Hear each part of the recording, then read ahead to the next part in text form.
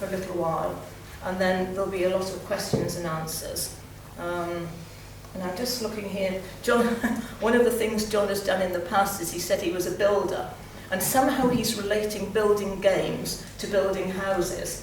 Personally, I don't see how that works, but anyway, no doubt you'll enlighten us. Okay, so, John Beech.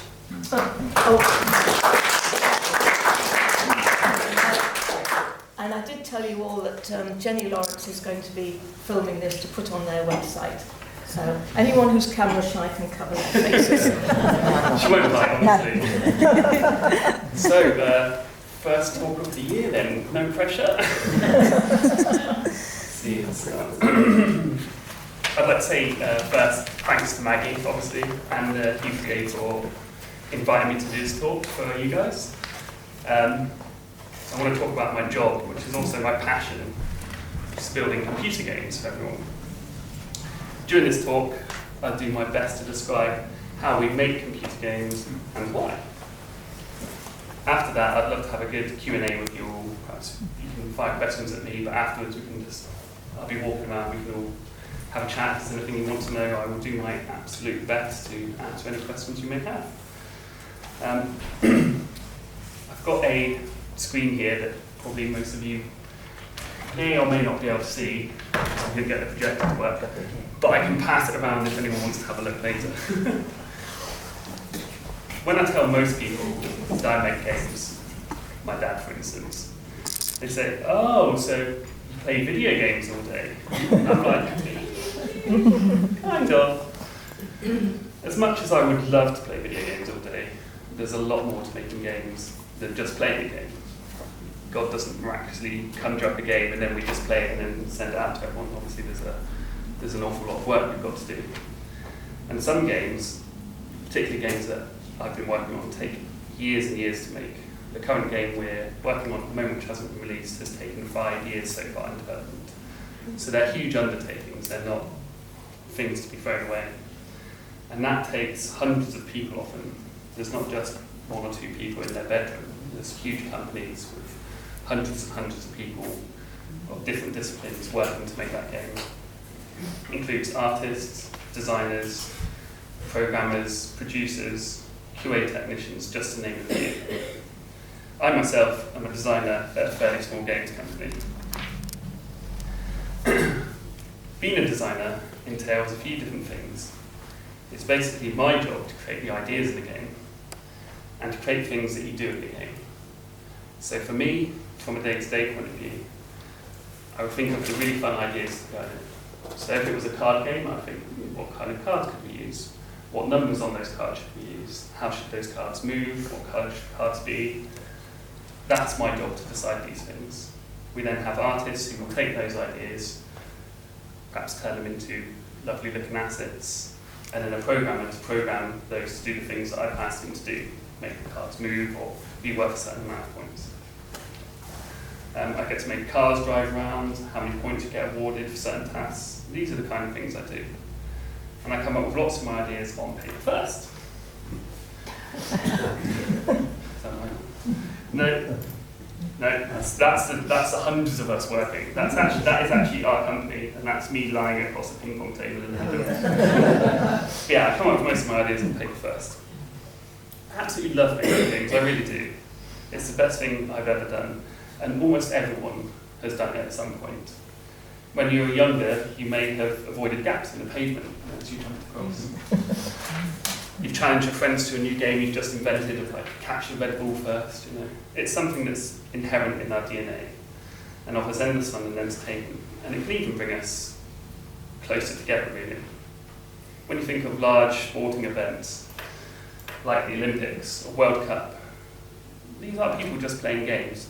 Admittedly, they are very good at playing those games.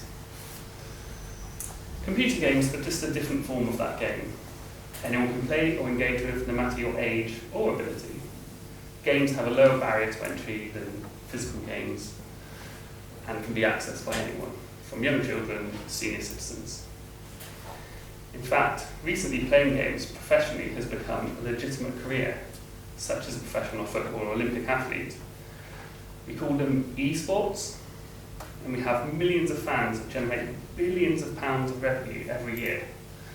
You can see this is a recent gaming event at Wembley Stadium, and the stadium is absolutely packed out, and this is just people watching a small team playing a game. What's the age range of the people who go to those things? It's absolutely extraordinary. It extends. I mean, generally it's probably from about 15 to about 40 is the sort of average age range. Oh, so not including us. Not at the moment, but I hope to change your mind. My dad actually, I live in Guildford, my dad lives in Devon, and he plays a game with me called World of Tanks, which is a game where you drive around in tanks and you shoot each other. Sounds delightful, I know. But every night we play together and we talk, and he collects the tanks, he loves looking, because they're all historically accurate tanks. And it's a real good bonding thing for me and my dad to do. And my dad is 75, and he is brilliant at it. He's retired now, so he gets to practice a lot more than I do. And he beats everyone else. There's all these youngsters who are online going, we're the best, and they're driving around like lunatics, and my dad is just carefully picking them off one at a time. He's very good. He has like a chest of medals, so decorated all virtually. But it's really good, that it can transcend the ages like that, and it'd be good if more people who are older got into it, because it's absolutely wonderful, and it's certainly a way that stay close together. They're endlessly variable, of course, from recreations of simple card games to huge online worlds that take place within the computer. There's a type of game called MMO, which is a massively multiplayer online game. And you log onto this game, and people from around the world also log in, and you appear as a little character. Could be like an elf, for example, or just a human, inside this huge online world. And everyone can get together and do things inside the game. Run around, build together, or fly planes, or drive cars, or anything that we've come up with as designers. And it's a very interesting way of getting people to come together and talking to each other in this online environment. It's really fun. It really brings a lot of people together. The communities for this number in their millions, and people go to annual meetups, similar to the U3A. Lots of people get together and they talk about their love for games, and it's a very social aspect. Because there's a preconception of people sat in their rooms playing a game on their own. And although physically sometimes they are on their own, they are engaging with many other people around the world. And it's computers that have allowed us to create these amazing experiences. When we played games before computers, they were often limited to a certain degree, not necessarily a bad thing, by what a person could easily learn to play. You could have used your imagination to conjure up amazing images of a board game you were playing. Imagine in chess, you've obviously got the two sides, and you could perhaps imagine it as a huge battle, sprawling across a huge battlefield, protecting the king and the queen. But of course, that's just too much for you to theoretically keep in your mind, so it's simplified. And chess is a wonderful game. But if you put that into a computer game, you could obviously imagine making them into actual sprawling battlefields. And you don't have to worry about the minute-to-minute details of the people walking around. You just are the general, and you're telling your army to go over here and go over here, and the computer's taking care of the rest of it. These are the things, and these are the reasons that I really like making computer games, because the computer can do all the hard, boring work for you, and leave the fun, the good bits behind, and you don't have to think about all the numbers and stats and everything, unless you really want to. Allow someone else to do that. This is where computers come into their own, of course. For you to remembering that huge battle, and you couldn't do it at all. For me, this is incredibly exciting. As a designer, it allows me to create all kinds of amazing scenarios for people to play and enjoy. I can really focus on what I think is important to the player, and not let them get bogged down in the details. As I mentioned before, games can take a really, really long time to make, especially the big games that are akin to a blockbuster film that comes out every year. We call these type of games AAA games, and this is the kind of game I work on. To make a AAA game, we first start with an idea. This is actually one of our games, one of our first games. And it's called Little Big Planet, and this is a character in it called Sackboy. This is often thought up by the directors of the company, perhaps with feedback from other members of the staff, depending on the position the company is currently in. Obviously, if it's a new company, there may only be a couple of you thinking of this idea. If it's a pre-formed company like we are at Media Molecule, there's more people to draw inspiration from. Once an initial idea has been agreed, once we've sort of thought of this idea, we make a prototype. And this means programming a very small part of the game and making a part of it so we can show people our idea. It'd be very, very simple. It'd be, I can pass to you, only take like a couple of weeks to make. And you'll kind of play it and get the idea whether you like it or not. This will be very basic. It may not include any art, sound, or anything. It will just be the core essence of the game, and we'll try to show off the potential as best as possible. But it's often accompanied by concept art and ideas, such as this. So this is an early concept art for one of our games. It's where an artist will imagine what the game could look like and comes up with a visual representation to show everyone. Once we have that prototype, we'll take that to a publisher. And our publisher, in our case, is Sony, so a large company often who has many funds behind them to help back our game. A publisher, much like a book publisher, is a company that, if they like the idea, will fund the initial development cost of the game. Not the whole game, but they will say, we like your idea, have some money for maybe a few months, and we want to see where you get to after a few months. Once we have an idea, and we've agreed a fair deal with the publisher, whatever that may be, and we're happy with it, and we have enough money to extend the prototype and start aiming for our first milestone. A milestone is a set of pre-arranged goals between the publisher and ourselves that we've agreed to accomplish before a certain deadline. So we will say we're going to have a character running through a world, we're going to have audio, we're going to have 5 levels, whatever these goals are that we've mutually agreed, and then we set a time to do that. And then we work to get to that time, and our producers and schedulers, everything is set up to reach that time. Depending on the size and the scope of the game, we will determine how often these milestones occur and what they will entail. But at Media Molecule, we tend to have a milestone about every 6 months or so, which is a good way of making sure we're on track and not doing our own thing and going crazy.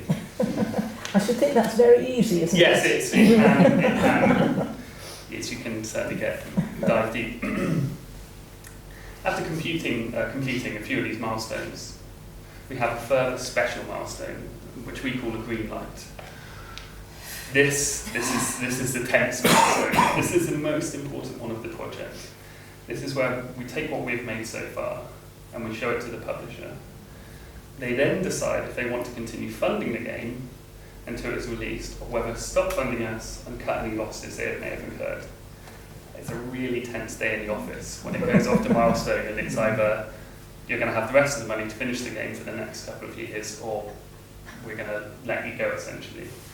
It's slightly different now. We're a first-party studio because Sony own us directly, so they wouldn't just cut us off, but they may take more direct control of what we're doing, for example. Once we've passed the green light, we now know we're making the whole game, and we can start making all the things we need for that. This is a really exciting bit. We have the foundation for the prototype, and we now need to build on top of that. Production really ramps up now with us perhaps hiring new staff, outsourcing some of our work to other games companies to help us finish the game. So a common practice we use is Media Molecule. We're a very, very small company, really, in terms of games companies, and there's often far too much work for us to do.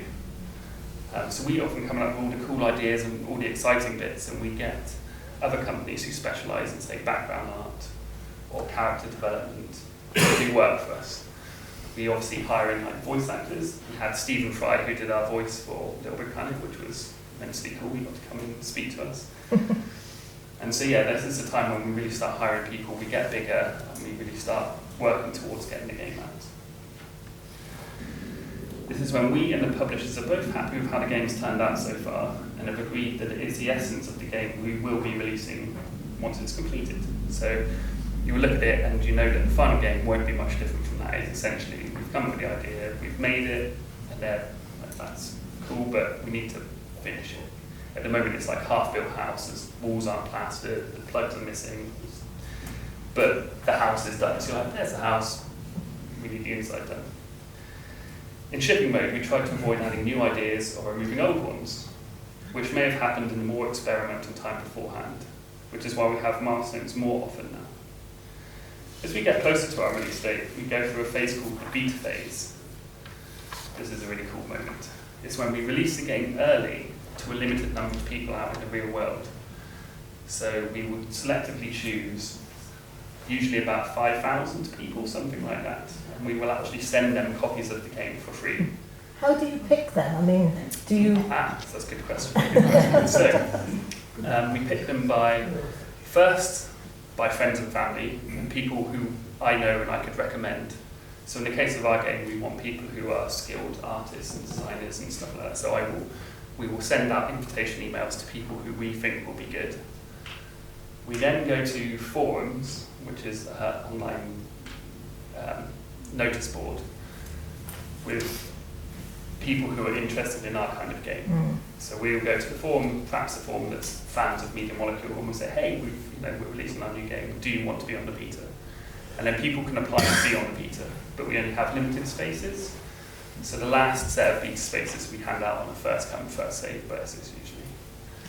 So once we have them all out there, and of course all these people are playing our game for us for free. Could they be teenagers? Oh, they could be anyone, yes. You don't check their age? No, not at all. No. Our game is a EU game everywhere. It's suitable for everyone. It's from the smallest child to the oldest person. So if it was an 18 rated game, for example, I imagine they would have to check their ages first to confirm that. While they're playing our game for free, which is exciting for them, we get a really good benefit because they tell us what they think of the game early on before it's gone out for review. And they will tell us what they like about it, what they don't like, what was good, what was bad. But they will also pick up things we call bugs, which is essentially like broken bits of the game. So there might be a door missing, or there might be a wall you can just inexplicably walk through. And we can't possibly find them all ourselves because we're such a small little company, we just can't play the game enough to find all the problems with it. So we send it out to 5,000 people, and we have an extra 5,000 people working for us, which they get the benefit of a free game, we get the benefit of all this information. Once we get all this information, we act upon it. Obviously, we fix any of the bugs, and we make any last-minute changes that we need to do. One of the main things we often find is certain parts of the game you get to are just too hard, people don't understand, and we call these difficult spikes. And so we can see these difficult spikes because people will play the game, get to this point, and then go, I just can't get any further. And so we iron it out. So instead of having this kind of difficult spikes like this, we try and smooth this curve out, which makes it easy for everyone to play. The final stage is when we go gold. After we've fixed anything that is wrong and ensured the final product is of high quality and ready for the world to go see and play, we have a in-house QA team, quality assurance, and it is their job to actually play the game all day, despite my earlier slide. But while playing the game, they will report any problems that they come across, and they pass it back to us as designers or artists or programmers, and we will fix it. So once we've gone through QA and we get to 0 bugs, and it's amazing. At the end, we have a big screen and it's saying you have 10,000 bugs, and you see that number coming down every day. And we try and get it to 0, and everyone's Do you actually get to 0? We do. You have to. We have to. We go through a final phase where we submit it to Sony, and if it's not 0 bugs, it gets rejected, and then we have to then keep working to do it. So we've got to get to 0 bugs for us to be able to ship it. Before I became a game designer, I actually used to be a builder, as Maggie said. I think I keep forgetting to click the buttons, and that's our game. So yeah, I used to be a builder. I was actually, despite my youthful appearance, I was a builder for 11 years before I started working in games. I left school and I became a builder immediately. Many of the practical skills I learned being a builder actually transfer over into game design. Surprisingly, you wouldn't think so. I didn't think so. Like what? Give us an example. So I will imagine I'm making a house inside the game, and someone who hadn't been a builder makes a house. they would probably look online or they would do it from their memory. I actually know how a house really is built. Oh, right, okay. So I know where the door should be, where lintel should be, how floors should be made, roofs, for example, and it makes it much, much more authentic. The act of building, having to do things right the first time, being careful, being prepared, it all transfers across into how we make games. From day to day, I find myself, it's just like building, except with digital plaster and cement, really. It's just a different way of interacting with the tools. I've got a mouse instead of a trowel. But it is surprisingly similar, and it's really helped me have a different perspective in the games industry.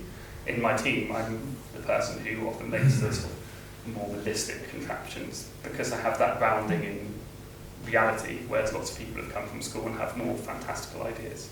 Do most people come straight from school, or do they have the sort of background experience in something else like you have? Our company, and I can't speak for every company, it's extremely varied. We have interns who have come straight from university. We had a young Swedish developer, and he came straight from school because he'd been playing our game in his spare time, and we liked what he did, and we invited him over and he came and worked for us. We have me, who used to be a builder, a friend of mine who was an estate agent. There's no real set way of getting into the games industry. There's multiple ways. My story, for example, as I say, I used to be a builder, and I was playing our company's first game, Little Big Planet, where you make things inside of it. In my spare time, I'd put down my trowel and I'd go home. And it was like a bit of creative respite for me. And one day I had a very bad day at work, and I was in a trench that we'd been digging. It was about this high, and it collapsed on me and buried me alive, which wasn't very nice. I was pulled out, fortunately, by the paramedics. I'm alive, obviously. And I thought, I'm not sure I want to be a builder anymore. It's dangerous. As much as I like building, it's a dangerous thing to do. But when you say that you went and started building, were you just a builder's labourer, really? Oh, no. I had my own company. I was when you the bricks and so on. Oh yeah, I built houses. I used to specialise in making handmade kitchens. I was I was a legitimate builder for 11 years. Yeah. My brother is a fully trained builder. He's 11 years my senior, and initially started working with him. But I was an absolute. So had you done a training somewhere? Only through, I did GMVQ at college. I left that fairly quickly, and then me and my brother started our own company together. But he was a fully certified, qualified builder, and then I became his apprentice, and then I learned that way. I was, as I was saying, I was buried alive, pulled out, very bad day, and I went home and I loaded up Little Big Planet, the game that I was making things in. And someone said to me on there, one of my friends who I'd made, because they'd been playing things I'd made, said, "Why don't you go and work for Media Molecule, John? Your work's really good." And, well, you know what? That's a good idea. So I sent an email. No trenches there. No trenches, exactly. So I sent an email to Media Molecule, and through a sort of process of them missing my email, me missing their email, they invited me up for an interview, and I had to borrow a suit that was like 2 sizes too big. Only been a builder before, but they offered me a job straight away. They were impressed with what I'd done, and I started there 2 weeks later. So it was a very exciting time for me, and I've been there for 8 years now. So. Do you do it all on computers, or do you do any 3D printing of models? Oh, we do 3D printing of models. Yeah, absolutely. I wish I'd bought some now. 3D printing is one of the things I'm most into, actually. In our game, which I will demonstrate some bits in a minute, it's all about sculpting and making things, so it's the perfect medium for 3D printing. And I also play, I don't know if any of you have heard of it, Warhammer. It's like a little tabletop game. We have armies fighting each other, and I will make things in dreams and print them off, and then play with them in reality, which is really good fun. So, as I was saying, Media Molecule, we make a special type of game called UGC, or user-generated content. In these games, instead of just passively playing the game that we've made, we also give you the tools to make your own games, or films, or videos.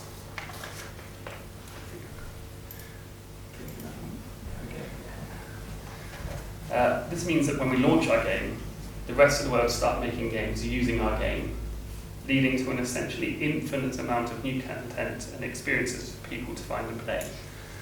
So lots of games you send out will just be a game that you play and engage with, play it for a few hours, you've completed it, and you move on to the next game.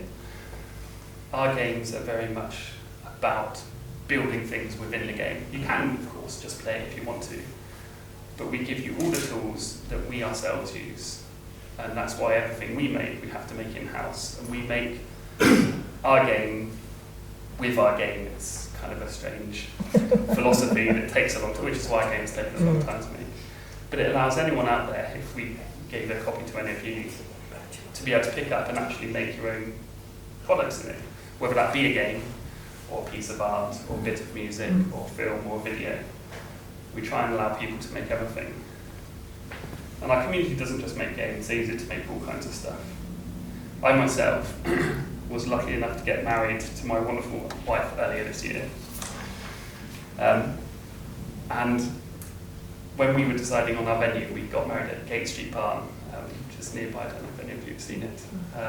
I used our game to make a 3D model of our wedding venue. Is that the one near Stoke Park? No, it's in Bramley. Bramley. And what was really good about this is I could actually bring it home to my fiance, and she could see exactly what it looked like. Oh, yes. So I brought this home to my fiance, and we could see what colour balloons we should have, where we should put the tables, how many tables we should have, what the light would look like, if it was a rainy day or sunny day, and I could do everything because she was finding it hard to imagine. So I said, I'll just do this, and it took me only about an hour, but it was a great use of a game. Other than to play a game, I used it for our wedding venue, and our wedding venue actually turned out looking exactly like how I designed the game, which is wonderful. So there's so many more applications to games these days than simply playing and completing and winning. As we move forward into ever more digital age, there are so many wonderful opportunities for us to explore and discover. I really am so happy to be a small part of that future, and I'm very excited to see where we go next. In Media Molecule, we tend to focus on just one game. At the moment, we are focusing on one game. But when we first started this game, as I said, about five years ago, we also did a smaller side project, another game, because our team, after finishing our previous game of about 50 people, was too big to just jump straight onto a new started project, because there's not much to do when you first start. You're sort of thinking of ideas, but there's nothing for programmers to do or artists initially. So we started two projects. We just started a bigger one, which we're still working on, and a smaller one, which we worked on for about 3 years and shipped. So we split our team effectively into two parts, which allowed us to, and we had flexibility, we were kind of like flowing back and forth. As for maintaining games that are already out there, we still do that. If it's a game that's still selling or has applicable online content, we will release what we call patches, which is where we fix any problems that have arisen over the last couple of months. We send that small update to the game, which will fix any issues we have. And we carry on working that way, but essentially in a studio like ours, it's generally just one game at a time. A game like the one you just demonstrated, can that allow for more development, more ideas to be thrown, sort of added into it, or do you tend to stop it at that point, saying we'll just maintain it now? It's a brilliant question. We try and set our games up specifically to keep adding content to it, to be a service instead of one standalone product. So in terms of Dreams, once we've shipped the main game and people have got it, we will then do extra packages and updates for it that we call DLC, downloadable content. And we will make, say, a bunch of levels or a film or an experience that we would then put up for sale alongside of it as an add-on. So people will be able to spend, say, £3 and get the latest stuff that we've made from it. So we're very much about continuing, and we're hoping Dreams will be a service that will continue on for 10, 20 years. It's an ongoing project for us. Makes good business. Yes. Yeah. Is there a dedicated computer language for games? There isn't a dedicated one, but there's some common ones. I was talking to your friend earlier. C++ is the most common language we use, but there's other ones such as Java or Lua or C# that other people use, depending on where you go to. But generally, in large games that are built from the foundation, like our ones, it's C++ is the common language that most people use. A couple of questions.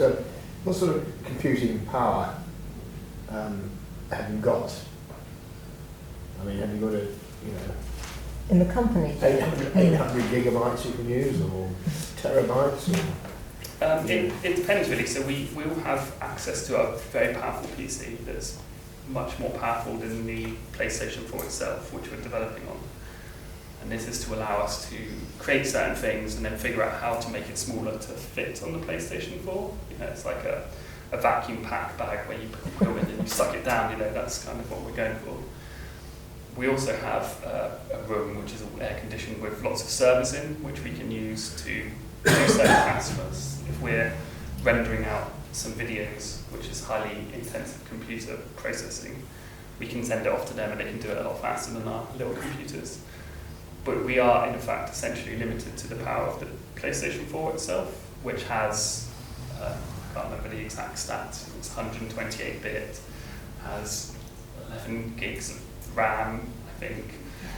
But this is what the coders do, they will fit they're trying to compress our ideas down into that and make it run, and we have to make sure it runs in frame rate at 30 frames a second. So in terms of computing power, we are just limited by the PlayStation 4 at the moment. Does your game play in languages other than English? Oh yeah, absolutely. We go through a process called localization, and whenever we write text into the game, it's called a string, and it goes into a special bit of software called Labs. And as soon as we've written it, like I could just be at my desk and I think this character should say, "Hey, how are you doing today?" And that gets sent off into this program, which goes to translators all around the world. They just translate it for us immediately. And so when the game goes out, it not only translates the text, it can translate any audio. We have to hire, so I mentioned we had Stephen Fry. We had to get a German Stephen Fry and a Japanese Stephen Fry and a Swedish, and it actually is not a painful process to go through, but there's a lot of detail in it. For example, if I write a sentence on the game which fits inside this nice box and it looks lovely, when that gets translated to German, it's suddenly 10 times longer. So these are the things we've got to think about that, when we go to localization. Do you ever go into schools or colleges doing a presentation like this? Yeah, I do. I go up to universities and they have game development courses, and I'll often be involved in that and help the students think about what they're doing with the game. I review them. I often do sort of online chats with UCLA up in near Manchester and give them feedback, and I do as much as I can because for us, the sort of younger students coming through are the future, for us. So, if I can encourage them, that's wonderful. I know it's not you, but can you quickly explain how Pokemon Go works? I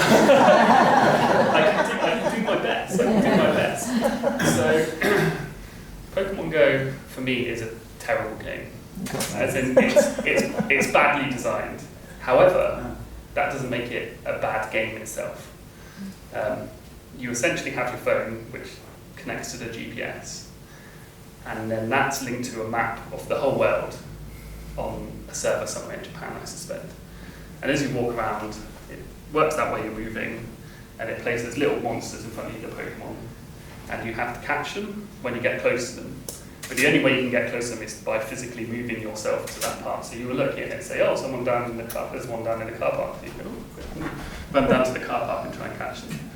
So the reason it's fun is because it combines the physical real world with a computer game, and it rewards people for walking around and doing stuff. So it's a great way of and when you're trying to catch it, is it moving away from you? No, it stays there. It stays there, and you flick a little ball at it, and depending on how good the monster is, you either catch it or you've got to flick it a few more times to. Yeah, it's fun. Is that made for you, or if there's one in the car park, does anyone who comes on the phone find the same one in the car park? Exactly, anyone can find it. So often, because they appear randomly around the world. Yes. sometimes a really rare Pokemon will appear that everyone wants because it's so rare, and it appears like one every 100 days. Yeah. And so you look on the map and it comes, your phone will blink, and you go, oh, so you look and it say there's a really rare Pokemon near you, and you go, and you run to it, and you'll get there and there'll be loads of other people running into it, trying to catch it That's first. fantastic. Only one person can get it. Only one person. About 12, 13 years ago, Nintendo offered the University of Surrey, the department I was working with, and they were upgrading their computers and offered us all their mainframes, so we had to go up and pick them up from Twyford. And Nintendo had their factory or offices were in a barbed wire enclosure behind banked mounds so nobody could see it. There was 3 security gates you had to go through because they were absolutely terrified of their ideas being stolen. So industrial espionage. Yep. So and also the other thing that impressed me when I went into their office, we had to be accompanied all the time. There were this shelf full of BAFTAs. Have you won any BAFTAs? We've won 12 BAFTAs. Excellent. So now what about industrial espionage? I believe these days it's not quite as intense as it used to be back then. Everything is a lot more open source. Our office, for example, is on top of a lawyer's office, so they'd never known we were up there anyway. But when people come to office, all they have to do is fill out a form, which we call an NDA, a non-disclosure document agreement. And it basically says, if you tell anyone what you saw, we can prosecute you. But apart from that, when people come into the office and they go, oh, BAFTAs, that's nice. Oh, look at it. So it's... So you don't want you have to guard against suspected sleepers? No. Somebody will come and work for you and then... Oh, no, that would never happen. Like, by the time, if someone even came and worked for us and they saw our ideas, we've been working on it for 5 years, and if they saw it, they couldn't possibly recreate what we've done in 5 years. They just wouldn't physically have the time. So from that point of view, its process development is so fast that you can't really do that anymore. You know, the product is worth more than the idea, unless you've got the idea and the accompanying product. You know, the idea on its own, everyone has ideas, and they're worthless until you've actually made something with it. Yeah. So the term you use, games, is what I'd call online games that my son plays, whereas the only games that I've ever played are things like Tiger Woods, golf. Got a friend who plays online poker. Yeah. Call that a game, or is that? Oh no, absolutely is a game. There'll be a designer just like me who would have helped design that. There would have been programmers and artists, and the thing that they go through would be almost identical to how I've explained it to you for any type of game, whether it's an online game, an offline game. There's just different parameters you have to test when sort of doing an online game to an offline game. But essentially, very, very similar. Most games now, I suppose, are online, are they? Because there wouldn't be much point. Oh no, not at all. Our game, for example, because we like to encourage, it is online as well, but we have what we like to call couch co-op, where we get 4 people in who are all together and they're playing the game and they're having fun together in the same physical space. Oh, right, so for us, it's really important that we have both on and offline modes. But you have to have a PlayStation 4 to be able to access the online mode, do you? Yes, absolutely. Yeah. Are you looking into virtual reality type games? Yes, absolutely. Developing. Yeah. Have any of you here had a go on virtual reality yet? No. It's very exciting. I wish I could have brought one along. I've given it to my dad, for example. I brought him into the office and put him in it, and it was immediately clear what he had to do. Most games, you know, your grandchild or someone will pass you and you, I don't know, press X. Quick, Granny, do it. I don't know what I'm doing, you know, because it's a sort of abstract thing. You look at the screen, it has some buttons you don't know, but when you put on a virtual reality thing and you're there and lift your hands up and you sort of see your hands and you can pick stuff up and move stuff around, and when you turn your head, the camera view, it's immediately accessible. So I'm really hoping that, you know, as we go forward and make more VR games, that people will start playing them, and they are wonderful. You can put it in and not even play a game, just see a scene like of the Bahamas, for example, you know. it's wonderful. It's a really great experience. So hopefully you guys will get a chance.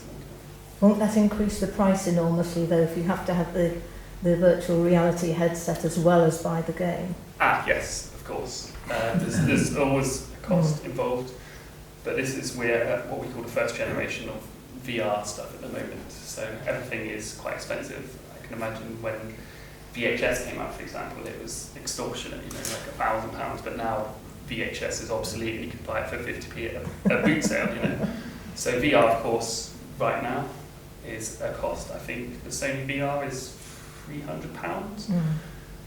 But in a year, 2 years' time, you'll be able to go and buy it for a lot cheaper. In fact, there's Google, who obviously all know, they do something called Google Cardboard, and they've made a VR thing, which is just, you print out a bit of cardboard, you cut it, and you fold it into a little square, and it comes with these 2 lenses, and it costs about £5, I think.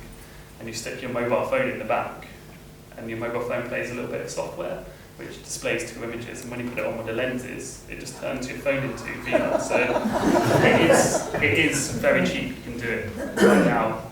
If you guys get a chance, Google Cardboard, and maybe print off your own virtual reality thing.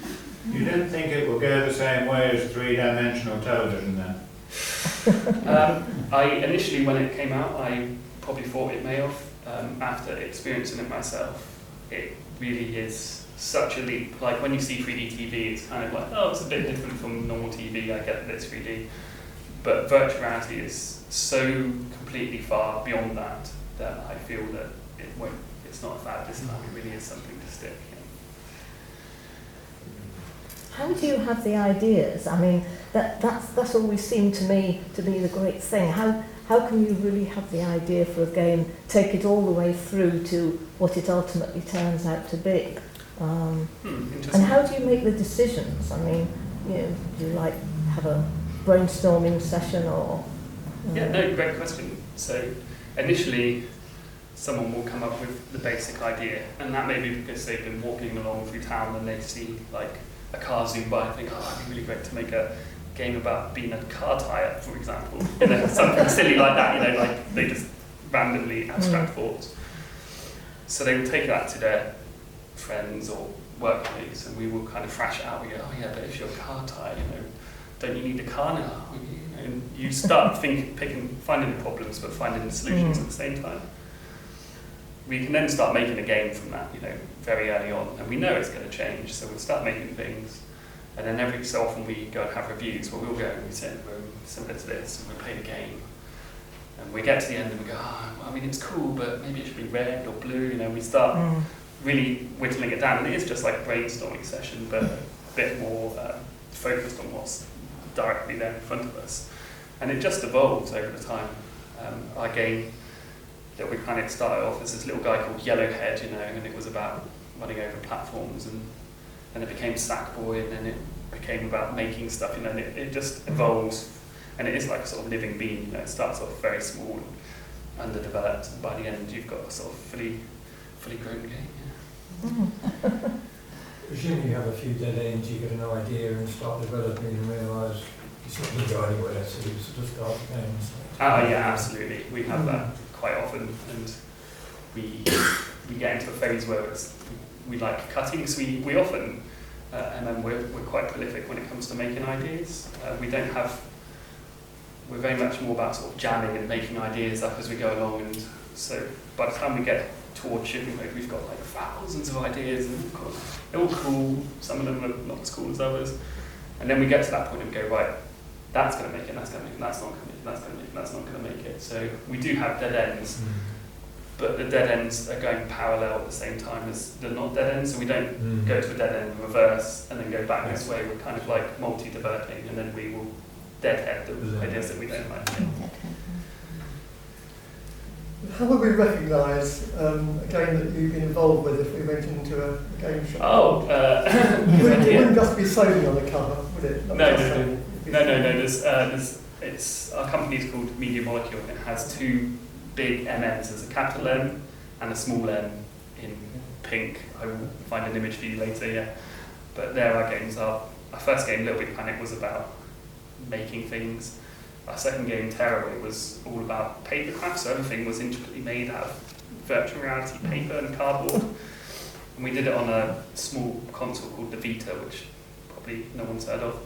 But it was essentially like a little console like this, and it had a back touch where if you touched the back of it, inside the game you saw a finger come inside the game as if you were reaching inside the game, and if you tilted the game around, the people inside were like...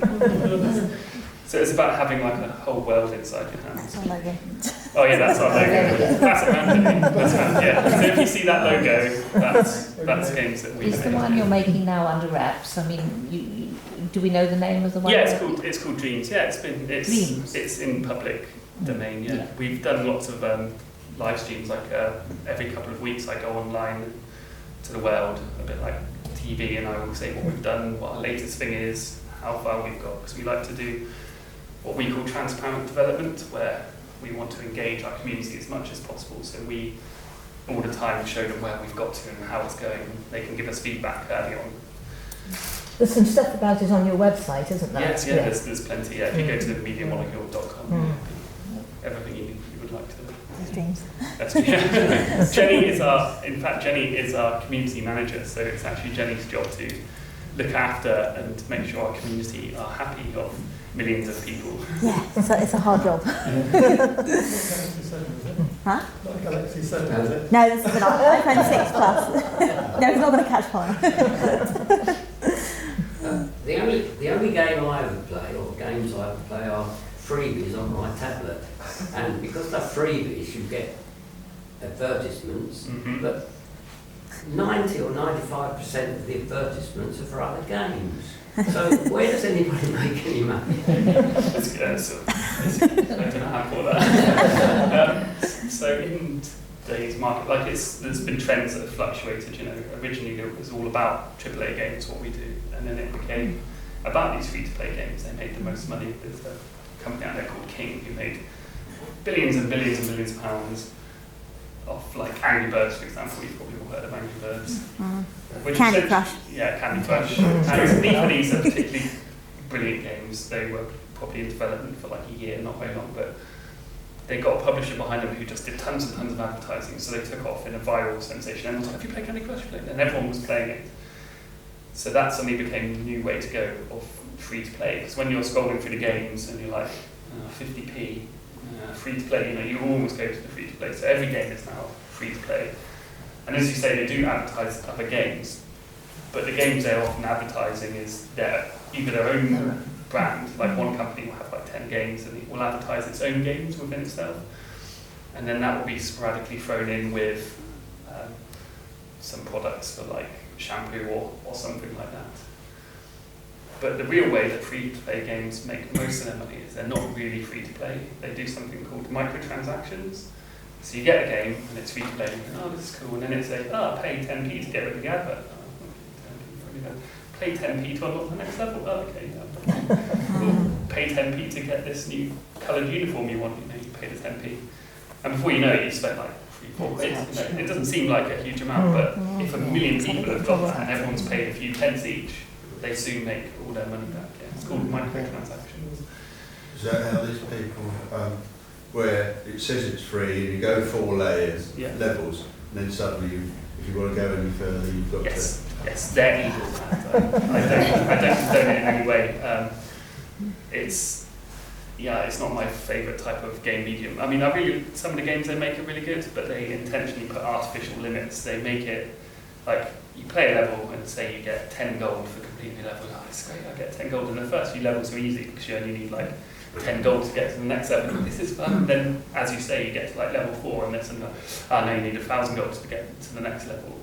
And so you're faced with the choice of either playing level 3 100 times to get 1,000 gold, or pay 10p to do the next level, and you go, I just go pay 10p because it's not much money. And they get you that way, so it's very clever marketing.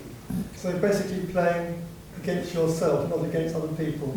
Yes, these kinds of games are free-to-play games almost always tend to be like that. The example I gave earlier that I played with my dad, World of Tanks, again, it is a free-to-play game, but because it doesn't really have levels, because you're playing online, you don't need to spend any money at all. And I think I spent £8 on it over the 4 years I've had it, because I upgraded to a premium account, whatever that means. And my dad, he likes collecting the tanks, so probably every month he spends like 2-3 quid, and he loves it. I mean, it takes up most of his free time, so for him it's very good value, you know. What level on the pyramid would you put all these games you get via apps on your machines? Via, how do you mean via pyramid? Well, your AAA at the top. Oh yeah. Oh, where are they? Oh, they're right. Rubbish. Yeah, rubbish. I mean, the only thing that's below them, but to be honest, in terms of integrity, higher would be like indie games, you know, where a person's in his bedroom and he's going, I've got a really good idea for a game, I'm going to make a game, and he makes a game and he like releases it for free, and they're brilliant.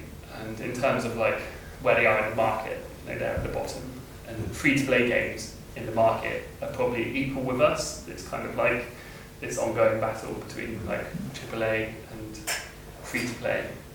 But I think AAA are probably a bit more honest about what they're doing. You know, you buy the game, you get the game, it doesn't cost. And in fact, with our games with UGC, you buy the game and then you get a load of stuff that the rest of the world has made.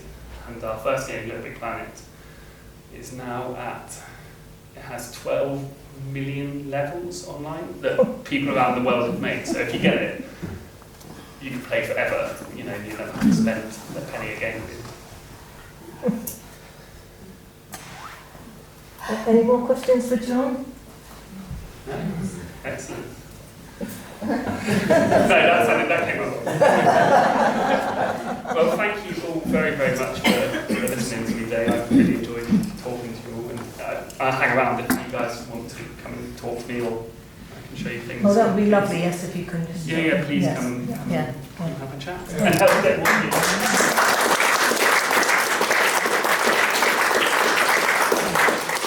You would never think there were so many things involved.